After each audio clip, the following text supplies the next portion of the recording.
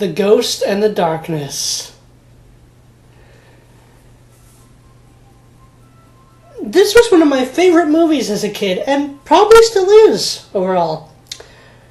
I'm sometimes asked by people, family and friends, whether or not I like horror movies because I don't really watch very many of them.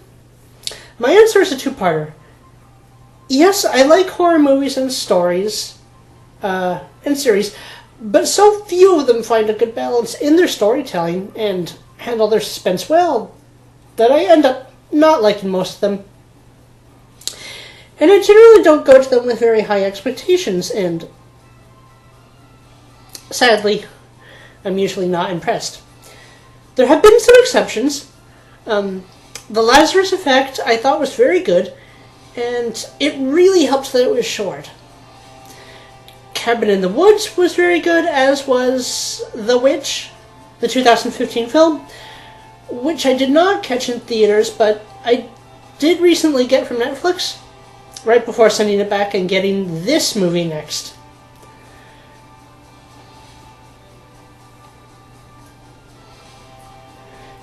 The Ghost and the Darkness takes its name from the two man-eating lions that dominate the horror aspect of this movie.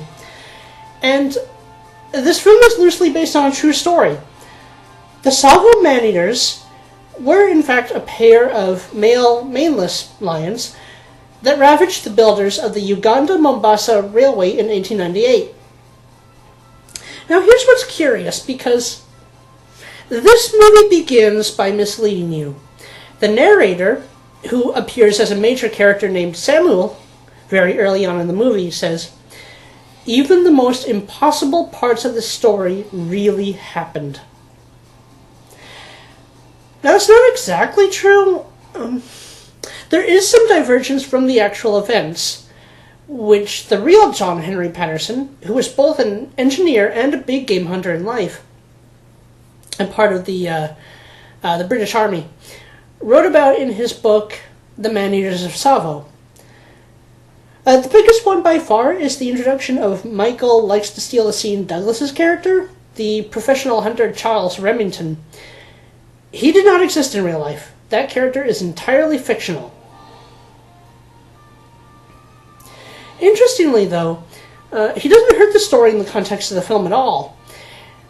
And actually, it does let the audience connect with the main character. The real John Patterson was such a badass. He killed both of the lions himself, working almost entirely alone. And there were people who tried to help him, but they either left or were themselves killed by the lions pretty quickly. In this version, Patterson is much more simply the determined and skilled, but not really larger-than-life man. He at least seemed to be in life. I mean, he wasn't. He was hyper-determined. He enjoys his job and the challenge it brings, trying to do his part in the world, and he embraces it. Admirable traits, actually.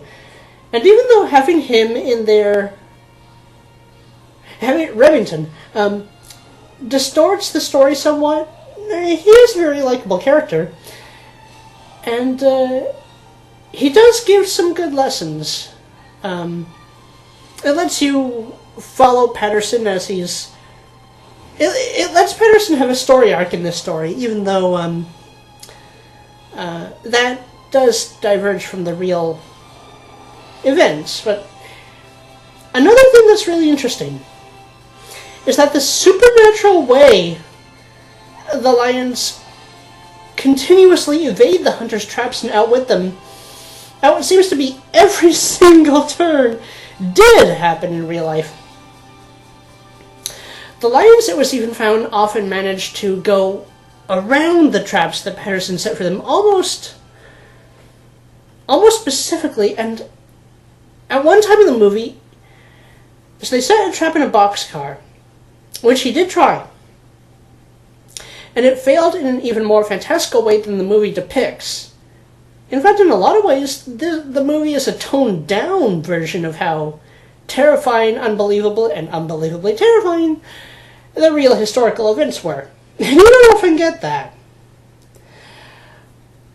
I also believe, recalling back when I read the Man-Eaters of Tsavo book, it's been a while, but the part where Patterson climbed on top of a macaw near the end of the movie and was thrown off balance by an owl, that actually happened as well.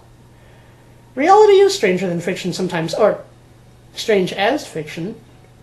The events can... you know what I mean.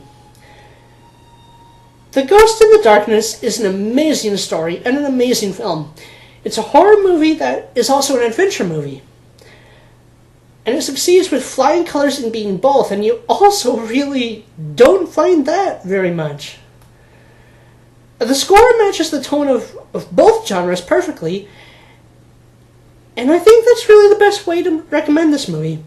It's about as good a blending of a horror and an adventure movie as can exist, certainly that I've ever seen. It's definitely a movie you want to watch at night to get the full force of the suspense. And as Halloween is less than a month away from the night I'm uploading this review, you may want to go and grab it for your party or your collection. Just, if you have cats, try to not let it give those kitty cats any ideas.